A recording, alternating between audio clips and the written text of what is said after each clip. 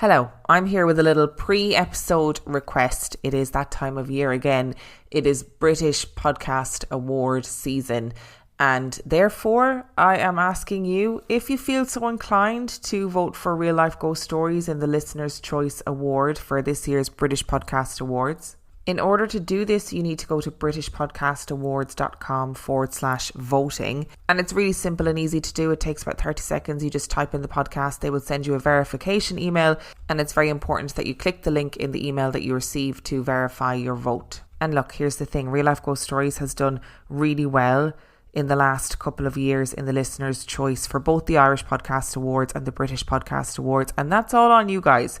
So thank you for taking the time to vote for the last couple of years. And fundamentally for indie podcasts like this, it is just really good advertising, you know? So I really would encourage you that if you're voting for Real Life Ghost Stories, cast a vote for other indie podcasts that you like too. It really can make all the difference to us smaller indie podcasts. Thank you to everybody who has voted previously, who has already voted this year. The voting closes on the 29th of August. So, you know, get those votes in at britishpodcastawards.com/voting.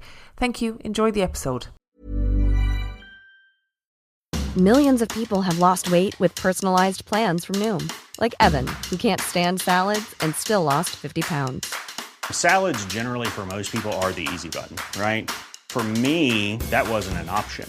I never really was a salad guy. That's just not who I am. But Noom worked for me. Get your personalized plan today at Noom.com. Real Noom user compensated to provide their story.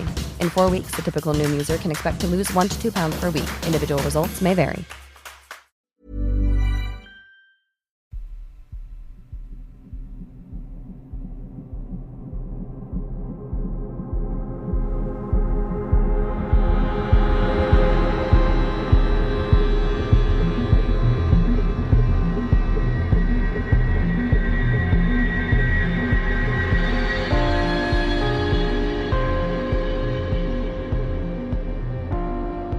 Hello and welcome to mini episode 370 of Real Life Ghost Stories. And I have 2 spooky stories for you. And the last story comes from the 14th of June 2024. And story number 1 comes from Eva. This story took place in the rural part of Austria where I grew up. I was 19 at the time. I grew up with my 2 siblings. I was the middle one, and my parents. My brother was quite a bit younger, but my older sister and I were only 2 years apart. My maternal grandmother was very close to us. She was still rather young, only 56 when I was born, and didn't work. So she helped my parents out quite a bit, took care of my sister and I when my mother and father had to work, went on summer holidays with us, and so on. In a lot of ways, you could say that she helped raise us. Everyone always pointed out how much I resembled her, both in my interests, my looks, and my characteristics. And I think in some ways she saw herself in me. When I was 19, she was diagnosed with pancreatic cancer. It was the beginning of December, and her health had deteriorated quickly over the last 3 or so months. She was hospitalised right away and had surgery. Over the next weeks, she went through a number of treatments and was able to even come home for a few days over New Year's. But there was not really anything that could be done. During that time, I was very involved in everything going on. My sister had moved away for university and my brother was only 12 years old, so I was the one who most supported my parents. I spent a lot of time at the hospital and doing chores, both at her flat and at ours. And while the time was incredibly difficult for everyone, I went into some sort of functional mode to cope with everything, I think. At the end of January, not even 2 months after her diagnosis, I knew she was dying and only had days left, if that. I said my goodbye to her at the hospital, and over the next days, my mother was the only person she still wanted to see, so I knew I would not see her again. I was devastated, waiting for the inevitable, but I still had other responsibilities to take care of. I had just started a university course in autumn, and my first exam weeks were happening right then. On Monday morning that week, I went to the train station because I had an English speaking exam. I had to commute to university, about half an hour by train and then another half an hour of walking. And I had stayed at my then girlfriend's, now fiance's house the night before. So I hadn't spoken to any of my family members that day. I knew my mom had spent the night at the hospital, as she had the previous nights. While I was waiting at the train station, I was reading through some of my notes for the exam. I was very nervous. As I said, this was my first uni exam and tried to last minute prepare as good as I possibly could. Suddenly, I got the strangest feeling. It felt like my chest contracted, a weird, almost tingly sensation filling my whole body. I remember my breath literally stopping in my chest and my eyes tearing up. For a few moments, everything around me seemed to quiet, like my head was suddenly underwater. And even though I was wearing thick winter clothes, I could feel a pressure against my body, like an embrace. And the cold temperature around me fell away. When the feeling stopped, my breath came back to me and I started crying. Hard. My notes lay scattered on the ground in front of me. I looked around, but there was no one else at the train station. I took out my phone. It was 9:21. And checked for any notifications, my thoughts anxiously going to my grandmother, but I hadn't received any. Then I suddenly felt very calm and warm. I knew in that moment that she had passed away and had come to say goodbye again. I couldn't bring myself to call my parents and check in with them though. Instead, I waited for my train, which arrived 10 minutes later, made my way to uni and did my exam, which I luckily passed. As soon as I left campus and was back on the way to the train station, I called my dad. He confirmed that my grandmother had indeed died that morning. When I asked him if he knew the exact time, he confirmed that it had been exactly 9:21. As a child, I grew up very religious. Catholicism has a big impact on the daily life in the area where I'm from, and with a vivid imagination. I liked to believe in every story that everyone told me. During my teenage years, I had become very skeptical, becoming more of an atheist and disregarding most of the things I had previously believed in. I did not believe in spirits or souls, focusing solely on the scientific explanations of what it was that made it possible for us to exist. What happened that day changed that. During my grandmother's illness, I was very troubled, as I did not believe in any afterlife, and being confronted with her death made it hard to deal with that thought. However, what I felt that day while waiting for my train convinced me that there is something more to the world than just what we can see. I am 100% convinced that it was her spirit that visited me that day, comforting me and saying goodbye one last time. How she made it exactly to where I was, a distance that would have been 35 minutes by car, I cannot explain. But I know that she was there with me that day, and I know that there is some kind of spirit to move on to somewhere. The thought has helped me a lot in my grieving process, and while I did not go back to practicing Catholicism, it has given me faith that there is something more. While I've opened myself to the idea of spirits and energies and ghosts over the last years, and also started dabbling in witchcraft, I've never experienced anything as strongly as this. I would be the first to admit that the feeling could have been brought on by my brain in a subconscious way to comfort me, like an excuse to give my disbelieving teenage self something to hold on to when facing loss. However, that does not explain the physical embrace that I felt, or the way it happened at exactly the time my grandmother passed away, even though I wasn't remotely near her at the time. I still struggle telling this story to people. Even though the people I've told it to generally believe that's what I felt, I always feel like I need to justify that no, I didn't just imagine it, this really happened. Also, how would I have known exactly the time of my grandmother's death if it hadn't? Eva, this is such a beautiful story, and I think, as we've said countless times in the podcast before, I do think you have special connections with people, and obviously your grandmother was a huge part of your life, and you were instrumental in looking after her in the time that she was leaving this world. And I think that connection does things. It allows things to happen. And I understand that you want to try and convince people that it was real, and there will always be skeptical people who will be like, oh, well, it was obviously just this, or it was just this, or you think it was that, but it was this. And actually none of that matters.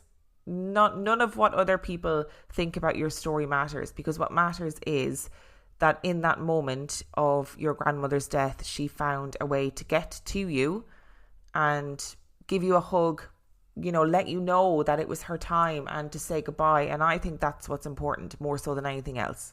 And these stories themselves are so important because they validate other people who are listening. They validate their experiences and allow them to take comfort from experiences that they have had with loved ones who have passed away. And I think even if you're the biggest skeptic in the world, even if you're somebody who categorically does not believe, I really do think a life lesson is that if somebody is telling you about a loved one who has passed away and you are listening to their story and they're saying, like this story, in the moment that they passed, I had this feeling, and in the moment that they passed, I had this feeling, or I had a dream and it brought me great comfort.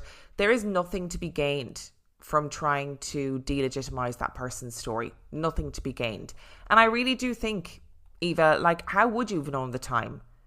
You took out your phone, you went, it's 9:21, this weird feeling has taken over me and then disappeared, and then you felt really warm and you just knew that your grandmother had passed away. I think connections that people have are just absolutely wild. Why don't more infant formula companies use organic, grass-fed whole milk instead of skim? Why don't more infant formula companies use the latest breast milk science? Why don't more infant formula companies run their own clinical trials? Why don't more infant formula companies use more of the proteins found in breast milk? Why don't more infant formula companies have their own factories instead of outsourcing their manufacturing? We wondered the same thing. So we made ByHeart, a better formula for formula. Learn more at byheart.com. Millions of people have lost weight with personalized plans from Noom. Like Evan, who can't stand salads and still lost 50 pounds. Salads generally for most people are the easy button, right? For me, that wasn't an option. I never really was a salad guy. That's just not who I am. But Noom worked for me. Get your personalized plan today at Noom.com. Real Noom user compensated to provide their story. In 4 weeks, the typical Noom user can expect to lose 1 to 2 pounds per week. Individual results may vary. And story number 2 comes from Jonathan. At the time of writing this, I'm 26 years old. I've lived in Tennessee in the USA my entire life, and I am a believer in the unexplained and the paranormal. My first story and my first paranormal memory that I can recall happened when I was about 4 to 5 years old. My grandfather on my dad's side was very sick. He was in the hospital and some of my family were there visiting him. My uncle, my dad and I were sitting in the waiting area and I got thirsty. There was a water fountain just on the other side of the waiting area wall right next to the doorway. I asked if I could get a drink and my dad agreed. I went over and got a quick drink of water, and when I turned around, there was a lady standing right next to me.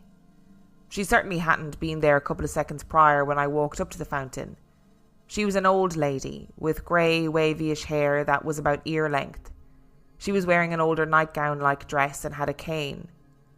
I was quite a shy kid and I didn't talk to strangers, but she was different. I wasn't shy with her, and she didn't feel like a stranger to me. She asked me to tell my dad and uncle something, and now I, nor my dad or uncle, can remember what it was. I do remember asking her why can't she just tell them herself, and she just said that she wasn't able to. I don't remember any more from talking to the lady, but I did as she asked and told my dad and uncle the message. They seemed very confused and asked how I knew that, talking about what she had me tell them. I told them the old lady by the water fountain told me to tell you that. I even turned around to see if she was still there, and she was. She was smiling at me. When I turned back around to my dad, he was standing up and went over to the fountain to look for an old lady, but there was no one there. He seemed even more confused. That's all I can remember from that incident.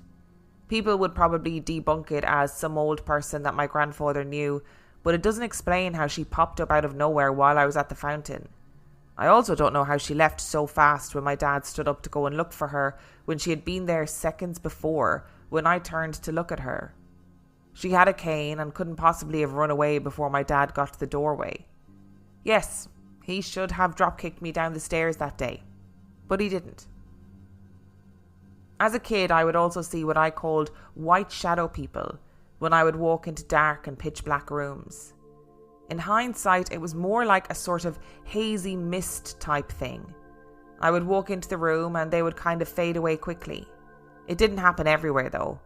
It never happened at my friends' houses or grandmother's or aunt's house. It was only at my dad's house. I was also always afraid of my bedroom at night. I don't know why, but I would wake up in the middle of the night and have this wave of extreme fear come over me. I did what any self-respecting kid would do when faced with fears such as this. I cocooned myself in my blanket. I made sure every single outside edge of my blanket was tucked under me and left a tiny opening at my pillow so I could have fresh air. My theory was that if the blanket was tucked under me, then nothing would be able to reach in and get me. I still have absolutely no explanation for why I was so scared. In the 7th grade, I moved from the Memphis area to the Nashville area to live with my mom. I moved in with my mom, my stepdad, my little sister and my younger brother. The house was a ranch-style house. The living areas and kitchen were on the right side of the house, and there was a long hallway to the left that connected to the bedrooms and bathrooms. My brother and I shared a room, and it was at the front of the hallway. My parents' room was in the middle of the hall, and my sister's bedroom was at the end of the hall.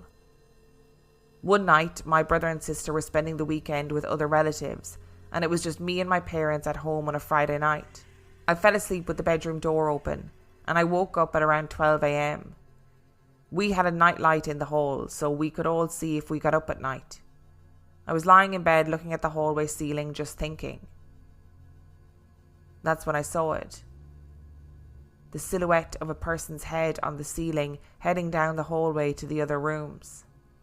I did not cocoon myself in my blankets this time. Instead, I yelled at the top of my lungs for my mom.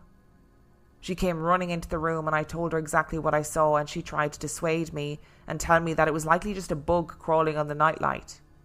But there was absolutely no way it was a bug. It was the exact shape of a human head, and I could make out hair and ears in the silhouette. Plus, if it was a bug, it would have changed shape as it crawled over the light, but it didn't. In that same house, I could always see black, fast-moving shadows. One night in particular, my mom, my brother and I fell asleep in the den. I woke up in the middle of the night and my mom and brother were asleep, but I had a weird feeling. I was awake for a few minutes and I wound up seeing this black shadow in the corner of my eye. And I looked at it, and it quick sped to the other area of the den. My eyes followed it, and it quickly became a game of me seeing the shadow, it speeding off to a different area of the den, and my eyes catching it, and that happened for several minutes, until I decided to turn around and face the back of the couch and cover up completely under the blanket and fall asleep. Later in life, I found out that my mom knew there was something weird about the house, and that several things had also happened to her. One of those things was that she woke up one morning with long scratch marks on her legs. At that point, we had no cats. We had a dog, but he never scratched us, and she never put him on her bed. He was a toy poodle and was way too small to jump onto the bed, seeing as how her bed was super tall. Come 8th grade, I moved in with my aunt for personal reasons, not relating to anything paranormal. I lived with my aunt all the way through high school, and for some time after high school. It was just my aunt and I who lived in the house. Her bedroom was on the left side of the house and mine was at the back of the house on the right side. There was a bathroom that shared a wall with my bedroom. There was one more bedroom at the front of the right side of the house. Several weird and unexplained things happened to me while I was staying in that back bedroom. One night I was so close to being asleep. Just about 2 more minutes and I would have been out like a light. That was not the case. Something or someone had very different plans for me. I was laying on my right side, and right before I fully fell asleep, I felt a finger go down my left side, and it immediately woke me up, and I thought someone was in my room. No one was there, and I texted my aunt and asked if she had checked up on me, and she said no. Even if she had been in my room, there was no way she could have been out of my room before I would have seen her. I was so afraid that I wound up staying awake for 3 more hours before passing out from sheer exhaustion. There was also one night that I hadn't fallen asleep yet and was on my phone at around 2 a.m. I heard a knock on the wall that was connected to the bathroom. Unfortunately for me, my bed was against the wall. The knock happened 2 more times, making it 3 knocks in total. Each knock had the same amount of force. I, being the stupid teen that I was, decided to knock back.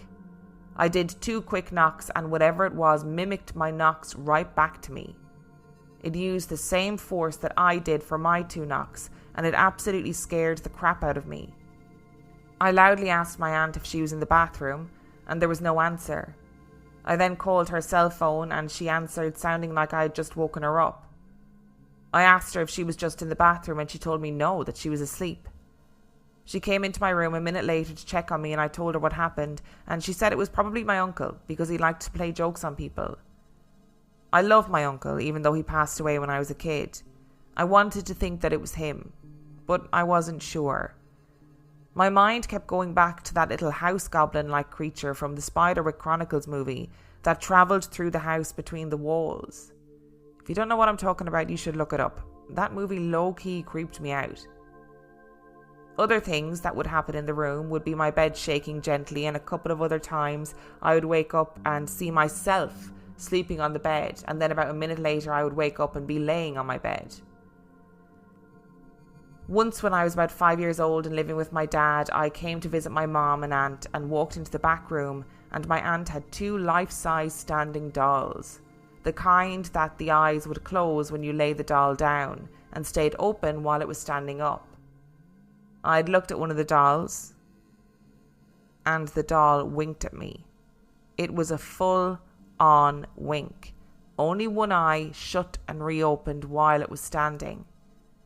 I ran out of the room and told my aunt, and I have feared those dolls ever since. I have also always feared the closet in that back bedroom. I never used the closet while it was my bedroom. In fact, I had a huge dresser that I had placed in front of the closet door and used the dresser for all my clothing. While I was living with my aunt in high school, my parents moved to a town about 35 minutes away, and the house was so beautiful. It had a large kitchen and a formal living room that connected to the kitchen. It had a foyer with French doors that led into the dining room and a large den as well. The house had 4 bedrooms, and you had to go through my brother's room to get to my room. I would visit my mom every other weekend and during my school breaks. The first summer break that I was there, I saw a black shadow figure 3 times. I could see that it was the same person each time. I could tell it was a man, and I could make out where his head and shoulders were and slightly make out his face, even though it was a solid black shadow and I could see no features. The first time I saw him, I was walking from the dining room into the kitchen, and he was standing by the kitchen door leading to our patio. I saw him and he went through the door. I wasn't scared or anything by him, just confused about what I saw. I continued to go about my business. I saw him again a different day. I was again walking into the kitchen and looked over into the formal living room, and he was standing there and went into the foyer when I saw him. This time I went into the foyer to see what was there, and there was nothing. I still wasn't afraid, and then continued about my day as normal. The third and last time I saw him, I was going to my bedroom. I had walked into my brother's room to get to my room. I had just opened the door and the light was off. My eyes hadn't adjusted to the dark yet, and he was standing in front of my brother's room. He was darker than the dark of the room, and I simply closed the door and went to the living room to watch TV. I was never afraid of him any of the times I saw him. I found out later that my mom had also seen this same black shadow, and she too felt it was a man, and like me, she was never afraid either. She nor I ever saw him again after that summer. That was all the experiences I had as a teenager. My next experience didn't happen until I was 23 to 24 years old. I had made several new friends at the job I was at. The 3 of us were super close. Their names were Carla and Kennedy. We were best friends and did so much together. One night I wanted to go on a spontaneous trip and picked up Kennedy, and we decided to pick up Carla and drive up to Clarksville, Tennessee to go to an arcade. We did not find the arcade, so instead we drove around and stopped at a park and took loads of pictures. After we got back into the car, I had an idea. Since Carla and I were both in tune with the paranormal and had both had quite a few experiences, I wanted to go to a cemetery to see what would happen. Carla and Kennedy were both up for the idea, so I googled and chose a random cemetery. Little did I know it would be one of the most memorable and awesome nights in terms of the paranormal. We got to the cemetery and drove around it first. It was a very well lit cemetery, and at the front of it there were about 4 large columbaria. I just recently found out that columbarium was the appropriate name for these structures. For those who do not know, a columbarium is a large 4-sided structure that has plaques with the names and dates of people who have passed. We got out and started walking around the columbarium. Carla and I started saying that nothing was allowed to harm us or touch us or affect us in any way, and nothing was allowed to follow us. Carla is clairaudient and I am clairsentient, clairvoyant and claircognizant. Carla and Kennedy at the time were the only ones who knew this about me. As we started walking, I had a weird feeling that I shouldn't be walking through that area. My body physically stopped me a few times and I had to will myself to keep going. We walked around all 4 of the columbaria once and decided to walk around again. I kept feeling something, and Carla was hearing something. I'd gotten my phone out and was video recording while Carla was asking questions. Kennedy was following along behind us, just vibing. Carla was hearing something about a car crash, and at the same time I was feeling kind of weird and sick, and Kennedy started having an asthma attack out of nowhere. She said she felt like her throat was closing and she was having a hard time breathing. She also had not been diagnosed with asthma. Carla kept asking questions, and one of those questions was asking how the person died. We heard nothing and Carla heard nothing. We came to find out there was an answer. Upon reviewing the video recording, you can hear a voice come through after she asks, and you can hear it say, "burned." Which, if there was a fire and there would have been smoke, it would have made sense as to why Kennedy was having the reaction that she was. I'd also like to note that Kennedy had not said anything about these things messing with her when we first got there. Carla continued to ask some questions, but I didn't hear anything else. We kept walking a bit and I got an extremely horrible feeling like something didn't want us in that area anymore. I wasn't sure where it was coming from at first, but then I pinpointed it to a tree that was a bit of a ways away from us. I mentioned it out loud and Carla said she could feel it too, but wasn't sure if she should have mentioned it or not. We agreed to leave that area. I definitely did not want to find out what the thing was that was causing me to feel that way, or what it was capable of if it had moved closer to us. We got back in my car and moved to a part of the cemetery further back, and got out and were walking around looking at the dates on some of the tombstones. They were paved walking paths, and in the middle of the paths was a statue that had a couple of steps. We sat on the steps and were just seeing if we could feel anything. Thankfully, the awful feeling of whatever it was not wanting us there had completely gone away. However, I felt like something was around us. I slowly turned my head around to look behind me, and in my mind's eye I saw a little kid's drawing of a girl and felt a laughing sensation in my body. I asked Carla if she felt anything, and she said that she felt 2 spirits. I was focused on the one behind me. Kennedy said that she had thought there was also something behind her as well. I turned to focus on the area behind her and got the sense there was something there also. I had thought that it was the same thing that was behind me. I started to ask questions out loud and Carla was hearing responses. It turned out there were 2 kids who we were communicating with. It was a brother and a sister. The sister was about a year older than the brother. They were 6 and 7 years old. One of their responses to a question was that they were happy now, which prompted me to ask if they were happy when they were alive, and their response was no. After that response, I started feeling an extreme sense of pain and sadness. I asked if their parents were nice to them, and they responded with no again. After several more questions and responses, we found out that their parents were not nice to them and abused them when they were alive. We also learned that they were happy to be with each other and, as they put it, be free now. We never got their names. At the end, I asked 2 more questions, but we never got a response. Carla and I both could sense that they were no longer around us. We thanked them for talking to us, and we noticed that a light pole, probably about 60 yards away, had gone out. We asked out loud if that was a sign that we should leave, and said if yes, turn the light back on, but if not, keep it off. About 3 seconds later, the light turned back on.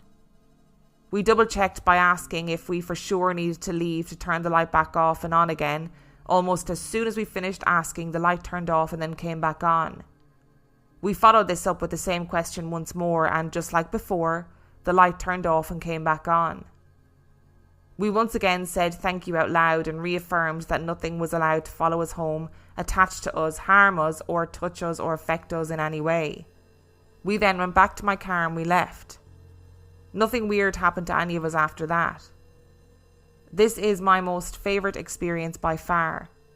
I've wanted to explore more cemeteries to see if I could communicate like that again. Unfortunately, Carla Kennedy and myself are no longer friends and no longer keep in touch. But my next story does involve visiting a couple of cemeteries with another one of my friends. This experience happened over the course of a couple of months. One of my good friends, JW, and I were hanging out and got to talking about our experiences and wanted to go to some cemeteries. One of his other friends, Harry, wanted to go with us and I was okay with it. It was dark outside and around 9:30 p.m. We looked up on Google Maps some cemeteries and it turned out that the first one was right behind JW's apartment complex. We drove there first and it took literally 2 minutes to arrive. JW got out of my car first. By the time Harry and I had gotten out, JW was already in the cemetery. This one had no lights at all. It was pitch black. I had kept my car on so that we could see the light of my headlights. Harry and I started walking up to JW and JW screamed and ran back to my car. Of course, like any normal people, Harry and I ran back and got into the car also. Once back in the vehicle, JW said he had seen a large, super black shadow, about 7 feet tall, go through the cemetery. I believe this thing he saw may have followed him home. After he told us what he saw, we decided to go to a different cemetery. The next cemetery was quite a creepy experience. I do not know if it was paranormal or what happened, but it was creepy nonetheless. When we got to this cemetery, it was around 10:15 p.m. The cemetery entrance had a fork in the road. I figured it was a loop around the cemetery. This one was also pitch black, so when I pulled in, my headlights were on and we could see the cemetery lit up. I wound up taking the left path of the fork in the road and came to find out it was actually a small circle that led back to the beginning of the fork. As we turned back to the fork in the road, my car lights illuminated the cemetery and we saw a white utility van parked and 2 people wearing headbands with lights on them. The creepy part is that they certainly were not there when we entered originally, and the circle was short and not big enough for a van to have driven in without us noticing it. We would have heard it driving and would have seen the van's lights. The even creepier part was that these 2 people were digging in a grave. I reversed so fast and drove away as quickly as possible. I have no idea why 2 people would be digging up a grave that late at night. Typically, grave plots are excavated the day or morning before a burial, not late at night. We decided to call it a night after this and go and get food and then return to JW's apartment to hang out. Now, as for the spirit that followed JW home, he lived by himself and had a small toy poodle who was just the sweetest thing on the planet and was always around either me or JW. Not long after the cemetery visits, he would come home from work and notice that his door would be unlocked or that his door would be cracked open just the smallest bit. His dog was too small to jump and unlock the deadbolt or to twist the doorknob to open the door. The good news is that his dog was super well trained and knew not to go out of the door. I had been on the phone with JW several times as he was laying in bed with his dog, and he would get really scared because he would see a black shadow peek into his room from the doorway. I fully believed him, but that never stopped me from going over to his apartment and even staying nights there. One Saturday, he and I had gone trail walking, and when we got back to his apartment, we were absolutely tired. He took a nap in his bedroom and I passed out on the couch cuddling and petting his dog. I woke up and saw Cooper, his dog, lying next to me, but I felt a presence standing behind the couch hovering over me. I didn't mind the feeling and fell back asleep. I assumed it was JW trying to trick me. I woke up about 20 minutes later and was on my phone when JW came out of his room, and I asked him if he tried standing over me to scare me. He swore that he was asleep the whole time. Right then I realised that whatever was in his apartment is what was hovering over me. And this wasn't the only time. There was another weekend I was hanging out with JW and he and I had a disagreement and we were doing our own thing that night. I wound up falling asleep on the couch. I woke up at around 6 a.m. and noticed that he had put a blanket over me so I didn't freeze that night. About an hour later, he woke up and I thanked him for the blanket, and that's when he told me that I was even lucky he did it. He then explained it was because he went to get a drink and he looked towards the living room and saw a large black shadow hovering over me while I was sleeping. He said he went back to his room for a few minutes and then ran with the blanket to cover me up and then ran back to his own room. Even after he told me this, I still wasn't afraid of whatever or whoever this black shadow was. There were times when I felt I was being watched and I would turn to look in the direction the feeling was coming from and would shrug and go back to whatever I was doing. There was one night that whatever was there did not like me doing that. JW and I were in his room. He was sitting on his bed and I was sitting on the floor playing with Cooper. I felt something staring at me from the hallway, so I turned around and stared back, and then shrugged and went back to playing with Cooper. About 3 minutes later, I felt a burning sensation on my forehead right above my nose. I grabbed my phone and opened the camera and I could see that the area was red. I thought it was weird, but I ignored it and then kept playing with Cooper and talking to JW. 15 minutes later, we were sitting at the dining table talking, and he asked me what I did to my forehead. I told him I didn't do anything. He also did not know about the burning sensation I had felt earlier. I opened my camera again and sure enough, there was a scratch in the exact same spot that I had the redness and burning sensation. This was the last encounter I had with whatever was in his apartment, at least that I know of. There's no telling if it kept hovering over me or watching me. I simply ignored it and refused to let it get to me. JW also got a new job and didn't have the chance to hang out as much, and he has also moved. We don't talk anymore, but I do wonder if he's experienced anything else since that apartment. There is a lot going on in this story. So first of all, Jonathan included a video of her voice in the cemetery, which I will post on Facebook and on Instagram. So if you want to see that, then hop over to Facebook and Instagram to have a look at it. It seems like your interest in the paranormal and the unexplained has not stemmed from nowhere. I mean, right from 4 or 5 years old, you seem to have some sort of connection to the paranormal when you first saw that older woman when you were in hospital visiting your grandfather. I would love to know now, and I'm sure you and your dad and your uncle now would love to remember what that message was, but it must have been something significant if it sort of caught them off guard, you know what I mean? And I wonder if as a child you just had more of a connection to the paranormal, to the other side, hence seeing the like white shadow figures and seeing the shadow figures walking down the corridor, etc., like seeing the head or the silhouette of a head going down the corridor. Maybe you just had a deeper connection to the paranormal and you were seeing these shadowy things that sort of lurk all the time, but we just don't see them. That is a hideous thought, isn't it? I always find it fascinating as well in these stories when later in life a parent or a sibling or a guardian that was also in the house says, actually, yeah, there was weird shit going on in that house, but I just didn't want to say anything at the time. And it doesn't sound like it was just the house either. It sounds like it was you, because you went and lived in your aunt's house and had experiences there between knocks and, you know, feeling somebody when you were about to fall asleep. I did not appreciate the comparison to the goblin creature from the Spiderwick Chronicles that was travelling through the house between the walls. That is scary. It reminds me of the gremlin in the Simpsons Treehouse of Horror episode, and that always low-key creeped me out as well, I have to say. And maybe this story tells us that not all shadow figures are something to be frightened of, because it seems like there were moments where you saw shadow figures and you weren't intimidated or afraid, which is quite unusual in these stories. Often people are like, Shadow figure accompanied by a feeling of dread or fear, but not in this case. You seem to have just gone, okay, shadow figure, I can see it. Weird and a bit out of place, but not particularly scary. And in your section about cemeteries, right, and going to the cemeteries with your friends, it's funny, I don't see cemeteries as scary places. That's just a personal thing.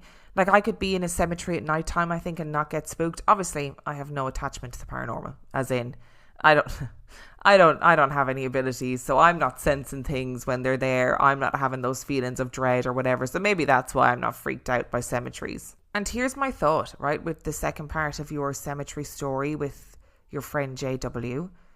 What if the thing in the cemetery, whatever JW saw, didn't follow him home? What if whatever was in his room or in his house was always there, and you being there made it more apparent? I'm sorry, Jonathan, I realise that right now you could be sitting there being like, I'm Haley Joel Osmond? But you seem to have developed a pretty good system of just ignoring these things, you know? Just ignoring them, pretending they aren't there. That's the way to deal with everything that you don't like in life. Thank you so much for listening to today's episode. Thank you to Eva and Jonathan for sending in your stories. Remember, the last story came from the 14th of June 2024. And if you would like to send in your story, you can do so by emailing it to reallifeghoststoriespodcast@gmail.com. You can also check out the website at reallifeghoststoriespodcast.com. And if you are desperate for some extra spooky content, you can subscribe to the Patreon. That is patreon.com/reallifeghoststories, where for $5 a month or $2 a month, you get access to heaps of extra content, as well as every single main and mini episode completely ad-free. And on that note, I shall see you next time. Shop Wayfair's Black Friday in July. From July 26th through 29th, save up to 80% off everything home. Plus, flash deals you don't want to miss. Head to wayfair.com to start shopping our lowest prices of the summer. Wayfair, every style, every home.